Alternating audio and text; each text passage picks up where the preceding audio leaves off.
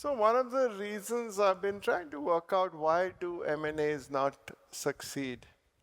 I think first of all, very often there is no strong strategic reason for doing an M&A. Second, so for instance, why did we grow these? Why did we grow via acquisitions? We felt that when we acquired these companies which we acquired had very strong brands, which were built over 50 years, 40 years, and the value of brands you understand, and especially in a country like India, the brand goes on for decades. But why M&As don't succeed very often, I think, first of all, the most important, I think, is there's a lot of ego that's involved when you try and acquire something.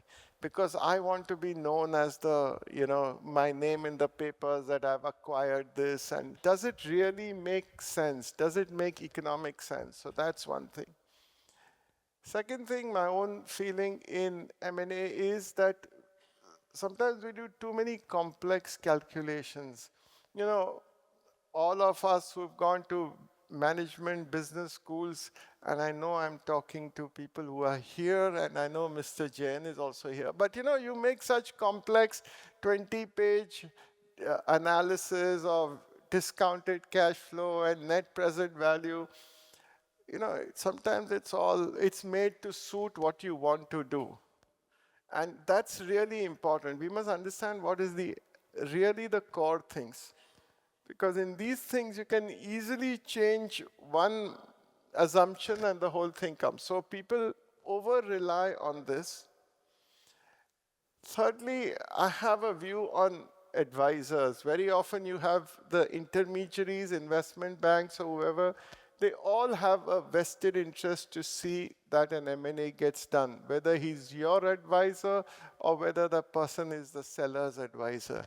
And therefore, one has to be very conscious that not be taken in by that. You said 80% of M&As fail, that is true. And how do they succeed? I mean, why would integration succeed? So I have an analogy which I want to share with you. If you see when the Ganga and the Jamuna, they are two different rivers. They are flowing together, and then the Sangam takes place, and they become one river. And then the river flows into the Bay of Bengal, into the ocean. If you see, when such a large river also flows into the ocean, does it make a difference to the ocean in a little bit also? I don't think so. Neither does the height of the depth of the ocean increase, nor does the salinity go down. So most M&As are like that. The acquirer thinks it's the ocean. And so whatever is taken in or whatever is acquired actually just merges into it and loses its identity. And hence all the strength which the Ganga has is lost when it is in the Bay of Bengal. You don't go and take a dip in the Bay of Bengal because you want the properties of the Ganga.